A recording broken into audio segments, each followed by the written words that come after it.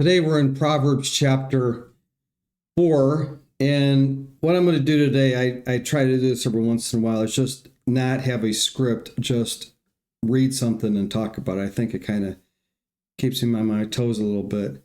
There's something here in chapter 4 that I would like to look at, and that is, it says this a couple times in this verse. It says to pay attention. It says this in back up in verse 1, the very beginning, and then we skip down to verse 20. He talks about some different things. Then he skips down to verse 20, and he says this: "My son, pay attention to what I say. Turn your ear to my words. Do not let them out of your sight. Keep them within your heart, for they are life to those who find them, and health to one's whole body." I want to look at this specific thing about paying attention and turning your ear. You know, a lot of times when people talk, we don't like really pay attention. Something my wife used to say to me all the time is, "Are you listening?"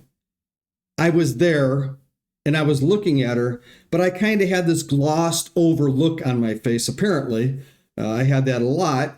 And so she would say, "Are you listening?" In other words, I was there, obviously, and I'm not deaf, but was I really paying attention to what she was saying? And this makes gaining wisdom a lot better. Let's back up just a little bit. It makes people also feel like they're important. But in this part here, it says that we're more likely to get something out of the Bible if we pay attention and we actually turn our ear and listen to it. I was thinking about this all day long, that we have to develop a love for the Bible. So when we read the Bible, we don't just read the words. We read them and we pay attention. We really grab onto them.